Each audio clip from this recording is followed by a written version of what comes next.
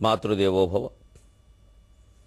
నీ హస్తముల నన్ను పెంచితివి పన్నీటన్ సుధాబిందువై, నీ హస్తముల కాపుగాచితివి మున్నీటన్ మహానౌకవై, నీ హస్తముల తీర్చిదిద్దితివి కన్నీటన్ మహాకావ్యమై, నాగస్తముల జారిపోయితివి అమ్మా, నాగస్తముల జారిపోయితివి అన్యాయముగా నమ్మరో, నాగస్తముల జారిపోయితివి అన్యాయముగా నమ్మరో. ఏబిఎన్ ఆంధ్రజ్యోతి ప్రేక్షక మహాశయులందరికీ నవజీవన వేదం అనే కార్యక్రమంలో 740వ భాగానికి స్వాగతం పలుకుతున్నాం. శ్రీకృష్ణదేవరాయల ఆముక్తమాల్యదలో ఆయన యొక్క సామాజిక స్పృహ గురించి, రసవత్తరమైన కవితా సృష్టి గురించి మనం చెప్పుకుంటున్నాం. ఒక అపూర్వ ఆధ్యాత్మిక రహస్యం కలిగిన పద్యాన్ని మీకోసం నేను ఆముక్తమాల్యద నుంచి వినిపిస్తున్నాను. ముందు ఆయన కవిత్వాన్ని గురించి సాగర ఘోష కవి చెప్పిన పద్యం. ఎన్నడు శత్రులను గెలిచే ఎన్నడు శత్రులను గెలిచే ఎన్నగరాని కవిత్వ శక్తి చే, ఎన్నడు మిత్రులను గెలిచే ఈ కవిరాయలు విష్ణు చిత్రుడై, ఎన్నడు జొన్న చేలుగననేగను, ఎన్నడు పల్లెటూళ్ళ భాగ్యోన్నతి చూచెనో, కవిత ఊయలలోగెను వాని కౌగిటన్, కవిత ఊయలలోగెను వాని కౌగిటన్. ఏ రకంగా కవిత్వం ఉయ్యాలూగినట్టుగా రసరమ్యంగా ఉంటూనే ఎన్ని రకాల ప్రయోజనాలు సాధించిందో మనం ఇప్పుడు పద్యంలో చెప్పుకుంటున్నాం. సగంలో ఆపినందుకు మన్నించండి. మలయపుగాలి రేల వనమాలి విమాన పతాక గల్లు మంచులియ పసిండె మువ్వగమి నొక్కొక మాటు కదల్ప ఉల్కి మిన్నలము హేమవరణంచల చంపక శాఖలందు పక్షులు రొదసేయ వేగనని గూడుదురు అల్కలు దీరి దంపతులు. విలుపుత్తూరు గ్రామంలో మన్నారస్వామి కోవెల ఉందయ్యా, విష్ణుమూర్తి గుడి. అందరూ పడుకున్నారు రాత్రి వేళ. గాలి పడుకోదు కదా, కొందరిని పడుకోనివ్వదు కూడా. దక్షిణం వైపు నుంచి ఒక గాలి వీచింది, మలయపు గాలి. అది సన్నగా అని వీస్తూ ధ్వజస్తంభానికి కట్టినటువంటి గంటల మువ్వలను తాకింది. ఆ గాలికి ఆ మువ్వలు సవ్వడి చేశాయి. దాంతో హేమవరణంచల చంపక శాఖలందు పక్షులు రొదసేయ. ఆ గుడి చుట్టూ బంగారపు ప్రాకారం ఉంది. ప్రాకారానికి యువతల సంపెంగ చెట్టు ఉంది. ఆ సంపెంగ చెట్టు కొమ్మలలో, రెమ్మలలో, ఆకులలో, గుబురుల మధ్యలో పక్షులు నిద్రిస్తున్నాయి గూళ్ళు కట్టుకుని. పగలల్లా వేటకెళ్ళి తిరిగి వచ్చి అలసిపోయాయి కదా, పడుకున్నాయి. అయినా పక్షులు పడుకోవు. కోడి కునుకు అంటారు, అందుకని కోడి పడుకోదు. దాని భయం దాంది. ఎందుకంటే కోళ్ళు పెంచుతారు పల్లెటూళ్ళు, ఎప్పుడు కోసేస్తారో తెలియదు. అందుకని కోడి పడుకోదు. పక్షికి భగవంతుడు ఆ శక్తి ఇచ్చాడు. ఎందుకంటే అది అలా ఎక్కువసేపు నిద్రపోతే చంపేస్తారు దానికి తప్పించుకునే అవకాశం ఉండాలి. అందుకని పక్షి ఆశ్చర్యకరంగా ఎక్కువ తింటుంది, ఎక్కువ పడుకోదు. కాబట్టే పక్షులు ఎక్కువగా రతిక్రీడలో పాల్గొంటాయి. మరి పడుకోకుండా చేసే పనే ఉంది, ఇంకా నిద్రపాటు చేసే పని అది ఒకటే. సంస్కృతంలో చమత్కారానికి చెబుతారు. సింహో మదద్విరద మాంసభోజి, మదద్విరద మస్తక మాంసభోజి, సంవత్సరేణ కురుతే రతిమేకవారం, పారావత ఖలు శిలాకణమాత్ర భోజి, నిరంతరం కురుతే అంటారు. సింహంట ఏదో తినే ఆహారానికేనో లైంగికమైన శక్తికి సంబంధం ఉంటుంది, దాన్ని బట్టిన మాట్లాడతారు కదా. అది కొన్ని సందర్భాల్లో నిజమే, కానీ అంత ఖచ్చితమైన సూత్రం ఏం కాదు అన్నారు. ఎందుకంటే సింహం ఏనుగు మస్తకంలో ఉండే, కుంభస్థలంలో ఉండేటువంటి ముత్యాల మాంసాన్ని, చాలా బలమైన పదార్థాన్ని తింటుంది. కానీ అది ఏడాదికి ఒక్కసారే రతిక్రీడలో పాల్గొంటుంది సింహం, మళ్ళీ పాల్గొనదు. దానికి బ్రహ్మచర్యం చాలా ఎక్కువ. పావురాలు ఉన్నాయి, పక్షులు. చిత్రం, మనం రాళ్ల మీద వేసే గింజలు తింటాయి, ఒక్కోసారి మరి శాస్త్రం ప్రకారం చూస్తే చిన్న చిన్న రాతి మొక్కలు కూడా తింటాయని చెప్పారు. శిలాకణ మాత్ర భోజి, చిన్న చిన్న రాళ్ళు కూడా అరిగిపోతాయి వాటికి. ఎందుకంటే పక్షులకు ఆకలి ఎక్కువ, ఏవో కనిపించినవి తినేస్తాయి. కాబట్టి భగవంతుడు వాటికి అరిగించుకునే శక్తి కూడా ఇచ్చాడు. ఆ అన్ని జీవులలోనూ ఉండే ఆ శక్తినే భగవంతుడు అంటారండి. ఆశ్చర్యంగా నమ్మకం కూడా నమ్మడానికి అభ్యంతరం ఏమిటండి? ఎందుకు ఈ వాదాలు వస్తాయి అంటే అనవసరంగా భగవంతుడిని విగ్రహప్రాయం చేసేసారు. ఇంకా ఆయనే భగవంతుడు, ఇంకెవరూ కాదు. ఇంకెవరన్నా దేవుడు అంటే మేము ఒప్పుకోం. ఈ తగాదాలు మిగులుతాయి. ప్రతి జీవిలోనూ ఉండే జీవశక్తినే భగవంతుడు అన్నారు. వేదాంత ఉపనిషత్తులు చదువుకుంటే తెలుస్తుంది. లలితా సహస్రం చదివినా తెలుస్తుంది. శక్తి చేతనారూప జడశక్తి జడాత్మిక శక్తి. భగవంతుడు అంటే శక్తి, అమ్మవారంటే శక్తి. శక్తి లేనిది ఎక్కడ చెప్పండి? ఇప్పుడు భగవంతుడు ఎవరిలో లేడు, ఎవరు భగవంతుడు కాదు అని చర్చించాలి కానీ వారు దేవుడా వీరు దేవుడా అని చర్చించడం ఏంటండి? అంటే మనం ఒకటి పెంచుకున్నాం, ఇక్కడ ఇంకోళ్ళు అవడం మనకి ఇష్టంలా. ఇతరుల నమ్మకాలు మనం దెబ్బతీయాలి. మనకి ఏదో నష్టం కలుగుతుందేమో ఓ భ్రమ. నష్టం దానివల్ల కలగదు. భగవదారాధన సంబంధమైన విషయాల్ని శాస్త్రీయ విజ్ఞానంతో జోడించి సరైన హేతుబద్ధమైన ప్రచారం చేయకపోవడం వల్ల మతానికి నష్టం జరుగుతుంది. ఊరికే నమ్మకాల కింద ప్రచారం చేస్తే వారి నమ్మకాలు వారుకుంటాయి. వారిని కాదనడానికి మనం ఎవరం? అన్ని నమ్మకాలు అయినప్పుడు నమ్మకాల మధ్యలో ఘర్షణలు ఉంటాయి. నమ్మకాల మధ్యలో హేతుబద్ధంగా పద్ధతిగా తార్కికంగా ఏది వాస్తవమో తేల్చుకోగలిగితే గుడి నమ్మకాలు పోతాయి, అసలు నమ్మకమే మిగులుతుంది. ఆ మిగిలిన నమ్మకమే భగవంతుడు, ఆదిపరాశక్తి. ఆదిశక్తి రమేయాత్మ పరమా పావనాకృతికి అనేక కోటి బ్రహ్మాండ జనని దివ్య విగ్రహ. ఆ దివ్య విగ్రహాన్ని గుర్తించకపోతే మనకి విగ్రహాల గురించి దెబ్బలంటే సరిపోతుంది. ఆవిడ దివ్య విగ్రహం కాదు. అదే ఆ పావురంలో ఆ శక్తి చూడండి, సింహంలో ఈ శక్తి చూడండి. దానికి ఆ శక్తి ఎందుకు ఇచ్చాడు? సింహానికి అంత రతిక్రీడాశక్తి ఎందుకు ఇవ్వాలా? చచ్చిపోతుందండి అలా అస్తమానం సింహాలు కలిస్తే సింహాలు పడతాయి, మనుషులు ఉండరు. ఇంకా పావురానికి ఏది పడితే తిన్నా అరిగే శక్తి ఎందుకు ఇచ్చాడు? దానికి ఏమి దొరకదు, ఏం దొరికితే అదే తినాలి. అలాగే పావురానికి అస్తమానం రతిక్రియల్లో పాల్గొనే ఆసక్తి ఎందుకు ఇచ్చాడు? పక్షి సంతతి అలా పెరగాలి. పక్షులు పెరగడం వల్ల పర్యావరణం చాలా బాగుంటుంది, చెట్లు బాగుంటాయి. చెట్లు పెరిగితే వానలు కురిస్తే పంటలు పండితే గడ్డి వస్తే పాడి బాగుంటుంది, పాడి పంట. ఇన్ని రకాల మొత్తం ఇదంతా సమన్వయ సాకారం, ఇంకో సమన్వయ ప్రాకారం. ఇదంతా అమ్మవారి యొక్క మణిద్వీపం, ఇదే ఆవిడ విశ్వం. ఇలా అర్థం చేసుకుంటే ప్రతి జీవిలోనూ ఉన్న జీవశక్తి అదే భగవంతుడు. తిలేషు తైలం పుష్పేషు గంధం స్పష్టంగానే చెప్పారు శాస్త్రాల్లో. నువ్వుల్లో ఉండే నూనె ఎవరు? భగవంతుడు. పుష్పాల్లో ఉండే గంధం ఎవరు? భగవంతుడు.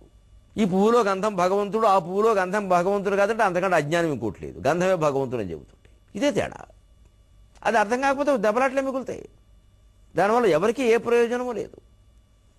ఊరికే టీవీలో వాళ్ళ కాలక్షేపాలు మిగిలితే వాళ్ళకి బాగుంది, బ్రహ్మాండంగా చర్చలు పెట్టి గొడవలు పెట్టి హాయిగా టీఆర్పీ పెంచుకుందుకు బాగుంది. ప్రజలకేం మేలు లేదు, దీనివల్ల మేలు జరగదు. అసలైనటువంటి భగవతత్వం ఏంటంటే చైతన్య పదార్థాల్లో చిక్శక్తిగా, జడ పదార్థాల్లో జడశక్తిగా ఉన్నది ఒకే ఒక శక్తి. ఆవిడ్నే భగవంతుడు అన్నారు, అమ్మవారు అన్నారు, కుమారస్వామి అన్నారు, అయ్యప్ప అన్నారు, బాబాగారు అన్నారు, రకరకాలు అన్నారు. ఇంకా మొహమాటం లేక వారినే అల్లా అన్నారు, వారే క్రీస్తు అన్నారు, వారినే బుద్ధుడు అన్నారు. ఏమైనా అనుకుంటారు, ఎవరి హక్కులు వారికి ఉన్నాయి. దేనికి గొడవ పడాల్సిన పని లేదు అసలు. అందుకు కాదు గొడవ పడాల్సిన ఆరాధన విధానానికి. వీళ్ళందరినీ విగ్రహప్రాయంలో చేసేసి రాముడిని కృష్ణుడి దగ్గర నుంచి షిరిడీ సాయి వరకు అందరినీ కేవలం విగ్రహప్రాయంలో చేసి మనం చుట్టూ దీని కోరికలు కోరుతున్నాం. వారి జీవితాల నుంచి ఏం గ్రహించాలో అది గ్రహించట్లేదు మనం ఎవ్వరం కూడా. ఈ కోరికలు తీరడానికే మళ్ళీ వాళ్ళని ఉపయోగించుకుంటున్నాం మనం. వాళ్ళకి మహిమలు బాగా పెంచేసి మేము మనుషుల్లా బతికామరా, మేము కష్టపడ్డాము, మేము యాతనలు పడ్డాము, మేము భిక్షాటం చేసుకుని బతికాము, మేము రాజ్యత్యాగాలు చేశాం, మేము భయంకరమైన దుఃఖాలు ఎదురైనా కూడా ఎదుర్కొన్నాం, మా చరిత్రలను ఆదర్శంగా తీసుకుని మీరు ముందుకెళ్ళండి అంటే అసలు మనకు ఆలోచన లేదు, మాకు అనవసరం, మా కష్టాలు పోవడానికి మిమ్మల్ని కోరుస్తాం, మీరు ఇలా అనండి, అది పోవాలంతే. ఇది అజ్ఞానం. ఖచ్చితంగా మతాల మధ్యలో ఘర్షణలే మిగులుతాయండి. మతం వల్ల మానవ జాతికి ఉపయోగం ఉండదు. అప్పుడే మతం మత్తు మందు అనే మాట నమ్మేస్తారు జనం. ఇదివరకు నమ్మారు. అది మత్తు మందు కాదు, ఒక చైతన్య పదార్థం అని చెప్పాలంటే శాస్త్రీయంగానే మతాన్ని తీసుకెళ్ళాలి. అది శాస్త్రీయమే.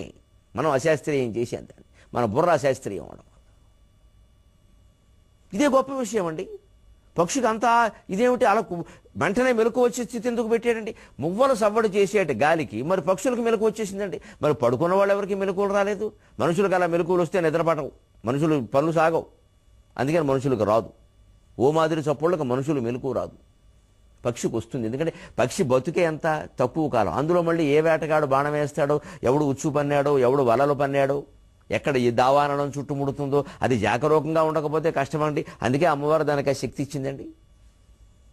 అందుకని పక్షులు వెంటనే ఈ మువ్వల సవ్వడు వినగానే గలగల కొద్దిగా కదిలాయి. కొద్దిగా ఊరికే ఫ్యాన్ గాలికి కొన్ని రకాల ఈ గంటలు హాల్లో వేలాడదీస్తూ ఉంటారు, అవి కదులుతూ ఉంటాయి. అలా కదిలాయి. వెంటనే పక్షులు నిద్ర లేచి వేటాడి తెల్లారింది అనుకున్నాయి. ఎందుకు అనుకున్నాయి అంటే పక్షి భ్రమ, లేడికి లేచిందే వేళన్నారు. అందుకే ఒక క్షణం విరామం లేకుండా వేటకు బయలుదేరాయని. ఎందుకు బయలుదేరతాయి?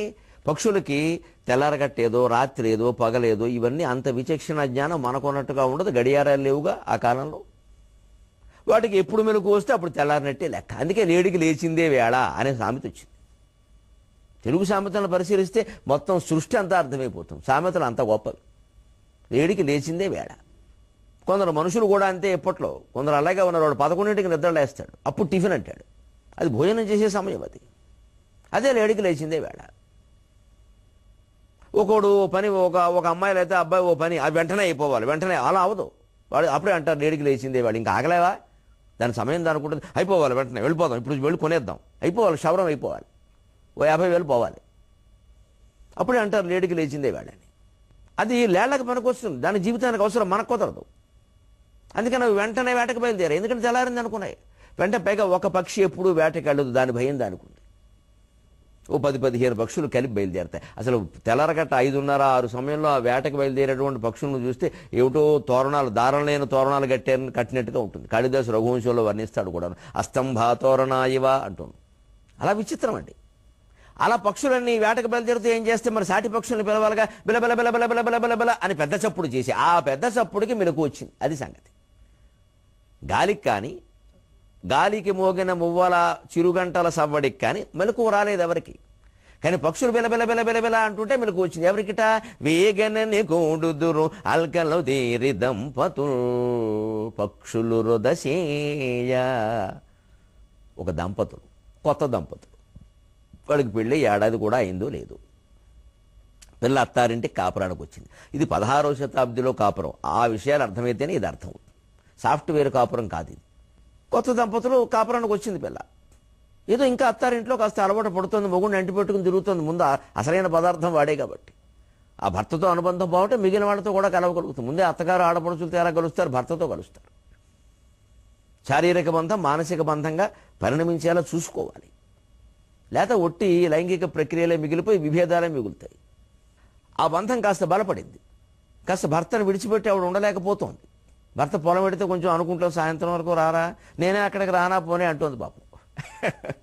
ఆ స్థితిలో ఒక రాత్రి ఎందుకో దంపతులు పడుకున్నప్పుడు వాళ్ళ మధ్యలో ఏదో చిన్న కలహం వచ్చింది. దంపతుల మధ్యలో దెబ్బలాట రాకపోతే ఆశ్చర్యపోవాలి, కానీ వస్తే ఆశ్చర్యమే ఉంది. దాంతో కొంచెం ఈ మొగాడ కోపం వచ్చి ఎలా తిరిగాడు. ఆడపిల్ల కూడా కోపం, నాకు రాదా కోపం, మీరు అటు తిరిగితే నేను తిరగనా, ఈ అమ్మాయి ఇది తిరిగింది. ఇప్పుడు విచిత్రంగా గాలి వీచింది. ఎందుకంటే ఈ దేశంలో గాలి, భారతదేశపు గాలి, కొత్త దంపతులు విడిగా పడుకుంటే సహించలేదు. అది చాలా సరసమైన గాలి. ఇది భారతదేశపు గాలి. ఇండియన్ ఆయిల్ లాగే ఇండియన్ ఎయిర్, దీనికి ఒక శక్తి ఉంటుంది. కొత్త దంపతులు అలా పడుకుంటే మంచానికి కూడా అవమానం. అదేమిటది? అప్పుడే అన్ని విభేదాలు. ఏమైంది? ఇంకా పిల్లలు కూడా కలగలేదు అని అనుకోకుండా గాలి వీచింది. గాలికి గుడి గంటల మువ్వలు మోగాయి. మువ్వల సవడికి పక్షులు నిద్రలేచాయి. పక్షులు బిలబిల చప్పుడు వస్తే వీళ్ళకి మెలకు వచ్చింది. అప్పుడు 1-2 అయింది. అందుకే అర్ధరాత్రి అనగానే అప్పుడు అర్ధరాత్రి పద్యం అని చెప్పాను. అప్పుడు ఈ ఆడకూతురు ఏమనుకుంది, ఏమిటో పెడితే తెల్లారిపోతుంది, పక్షులు వేటకెళ్ళిపోతున్నాయి. వాటి భ్రమ వాటిది. అవి నిజానికి తెల్లారిందని వెళ్ళలేదు, తెల్లారింది అనుకుని పెడుతున్నాయి, తెల్లారలేదు. ఈ అమ్మాయి కూడా భ్రమలో పడింది. పక్షులు బయలుదేరుతున్నాయి కాబట్టి తెల్లారినట్టే, అంతేనా? మరి అప్పుడు వీళ్ళ ఇళ్లలో కూడా గడియారం లేదండి సమయం చూడడానికి. కిటికీలోంచి చూసినా కూడా ఏం తెలియదండి, కష్టం. అక్కడి నుంచి పైగా దంపతుల మధ్యలో కలతలు ఉన్నప్పుడు అర్ధరాత్రి వేళ లేచి కిటికీలోంచి చూస్తే రకరకాల అనుమానాలు వస్తాయి. ఆ అమ్మాయి లేవలేదు, అక్కడే పడుకుని తెల్లారిపోయింది. అప్పుడే పక్షులు వేటకెళ్ళిపోతున్నాయి. ఏమిటో తెల్లారితే మగడి పొలానికి వెళ్ళిపోతాడు. ముగ్గురితో మాట్లాడడానికి అది ముట్టుకుంది కూడా అవకాశం లేదు. ఈ రసమయంగా గడపవలసిన సమయాన్ని ఇలా పాడు చేసుకుంటే ఎలాగా? అప్పుడే తెల్లారిపోతుంది. బహుశా 4 ఏదో అయిపోయి ఉంటుంది, 3:30, 4. కాసేపు ఉంటే అత్తగారు తలుపు కొట్టి, మా రోజుల్లో ఎప్పుడూ లేదమ్మా ఇంతంతసేపు పడుకోవడం, బారెడు బొద్దు ఎక్కినా లేవనేనే ఎవరు, బారెడు బొద్దు ఎక్కలేదండి, 5ింటికే ఈ గొడవ అంతా. ఎందుకంటే అధికారం చలాయించాలనే తృష్ణ ఎక్కువ. అప్పుడు ఇప్పుడు కూడా చాలామంది మనుషులకి, అత్తలైనా కోడళ్ళైనా ఎవరైనా అధికారం చలాయించాలి ముందు. ఆ అధికారం ఎక్కడ తగ్గిపోతుందో అని ఏం లోపం లేకపోయినా సరే ఓ మాట అండవు, అనకపోతే అద్దులో ఉండరు అన్నట్టుగా. అది పని కట్టుకుని అనాలా, అలా ఉంటుంది అంతే. ఆ లోపం మనలోనే ఉంది అని అవన్నీ తెలుసును. కాబట్టి భర్త నాకు ఏదో పని విసుగులో ఉంటాడు, ఏదో అంటాడు, దానికింత నేను చిన్నపుచ్చుకోవాలా అని ఆవిడ కొంచెం ఉయ్యారంగా ఇడి తిరిగింది. అదే సమయానికి భర్తకు కూడా మెలకు వచ్చింది. అతను కూడా ఏదో భార్య ఆడవాళ్ళు రకరకాల పనుల్లో ఉంటారు, ఏదో నేనే కోపపడితే తన కోపం రాదు, అసలు కోపం తగ్గిందనే విషయం చెప్పడానికి కూడా ఆడవాళ్ళు సిగ్గుపడతారు, నేనే ముందు చొరవ తీసుకోవాలి అని ఆయన ఇటు తిరిగాడు. అంతే, ఇద్దరు చేతులు కలిసి ఆ చిటికిన వేళ్ళు రెండు ఇలా కలిసి, ఆలి కుడి చేతి చిటికిన వ్రేలి కొసలు రాజుకొను వేళ రసచరి రక్షణిడుము అని మా మధురాపుత్ర సత్యనారాయణ శాస్త్రి గారి పద్యం అక్కడ వెంటనే సమన్వయమైంది. ఆ రెండు చిటికిన వేలు కొసలు అలా రాసుకునేసరికి అంతే అగ్ని పుట్టింది, మన్మథ అగ్ని. ఏదో అన్నారు, నన్ను ఇలా ఎందుకు అన్నారు, ఏదో అంటాం లేదు సరదాకి, మీరు ఎప్పుడూ ఇంతే అయిపోయింది, ఆనందంగా గడిపారు. ఆశ్చర్యం చూడండి, కవి ఎన్ని చెబుతున్నాడు. గాలి వీచిందా, గాలికి గుడిగంటల మువ్వలు మోగాయా, మువ్వల సబడికి పక్షులు నిద్రలేచి బిలబిలబిలా అని చప్పుడు చేసే, దానికి దంపతులకు మెలకు వచ్చిందా, వాళ్ళ పొరపాటు వాళ్ళు తెలుసుకుని సమయాన్ని ఆనందంగా గడిపారా. ఇందులో ఈ రసమయమైన శృంగారమయమైన పద్యంలో ఒక ఆధ్యాత్మిక రహస్యాన్ని ఆవిష్కరిస్తున్నాను, అమ్మవారు నాకు ఇచ్చిన పరిశోధన శక్తితో మీరు ఆనందిస్తారని ఆలోచించండి. గాలి వీయడం ధర్మం, దాని ధర్మం అది చేసింది. ఈ పక్షులు నిద్రలేస్తాయని కానీ, మువ్వలు మోగుతాయని కానీ, దంపతులు కలుస్తారు విడిపోతారని కానీ దానికి ఏం తెలియదు, మామూలుగా దాని పని చేసింది. ధర్మం, ధర్మపురుషార్థం. పక్షులు లేచి వేటకు బయలుదేరడం సంపాదన కదా, మరి అర్థపురుషార్థం. దంపతులు లేచి తగాదాలు మర్చిపోయి కలవడం కామపురుషార్థం. గుడిగంటల మువ్వలు మోగడం మోక్షపురుషార్థం. కేవలం నజభజ జజర అనే గణాలు కలిగిన 21 అక్షరాలు పాదానికి మాత్రమే ఉండి 84 అక్షరాలు కలిగిన చంపకమాల పద్యంలో భారతీయ జీవనానికి, హిందూ సంస్కృతికి, వేదాలకి, మొత్తం అన్నిటికీ మూలమైన చతుర్విధ పురుషార్థాలని, ధర్మ అర్థ కామ మోక్షాలని ఈ పద్యంలో చెప్పిన కృష్ణదేవరాయల కాళ్ళు అమృతంతో కడిగితే రుణం తీరుతుందా అండి?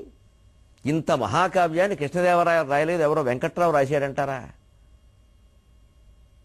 ఎవరి కీర్తి వారికి దక్కకుండా ప్రతి ఆశ్వాసం చివరిలో నేను రాశాను మొర్రో అని ఆయన మొత్తుకుంటే అసలు ఆ కవిని నమ్మరేమిటండి? ఇంకా దాని మీద చర్చ ఏమిటి? నాకు బాధ ఏమిటంటే, ఎప్పుడైనా ఆముక్తమాల్యద ప్రస్తావన ఎక్కడైనా సాహిత్యవేత్తల మధ్యలోనో, మామూలుగా కొంచెం చదువుకున్న వాళ్ళ మధ్యలో వస్తే అది ఆయన రాశాడంటారండి. ఎందుకంటే ఆ చర్చ, దాంట్లో ఒక మంచి పద్యం చెప్పమని అడగండి, నేను వెంటనే చెబుతాను. నాకు ఆముక్తమాల్యదలోవే ఒక 100 పద్యాలు నోటుకొచ్చు, ఒక్క ఆముక్తమాల్యదలోవే. అందులోంచి ఒక మంచి పద్యం చెప్పని అడిగితే నేను ఆనందంగా చెప్తాను. కానీ అది ఆయన రాశాడంటే నాకు బుర్ర పాడైపోతుంది. ఎందుకు వీడికి గొడవ అనిపిస్తుంది నాకు. ఇప్పటికీ అదే సందేహం మనకి. రామాయణం నుంచి ఏమి నేర్చుకోమను? రాముడు వాలిని చంపడం ధర్మమా? అధర్మం. నీకెందుక గొడవ? ధర్మం. నీకెందుక గొడవ? నువ్వు చంపకుండా ఉండరాదా? ఈ శతాబ్దాల తరబడి బూజు పట్టేసిన సందేహాలు ఉన్నాయి, వాటిని వదిలేయాలండి. వాటిని చర్చించి ఉపయోగం లేదండి. త్రేతాయుగం నాడు ఏది ధర్మమో ఏది అధర్మమో మనం తేల్చలేమండి. వేళ చాలా కష్టం అండి అది. ఎప్పుడూ రామాయణ భారతాలు సహా సమస్త పురాణాల విషయంలో దయచేసి గమనించండి. నా అభిప్రాయం ఒక్కటే, వాటిలోంచి మనం ఏం గ్రహించాలో అది గ్రహించాలి. ఈనాటి జీవితానికి మిగిలిన వదిలేయాలి. ఈ చర్చోపచర్చలు అనవసరం.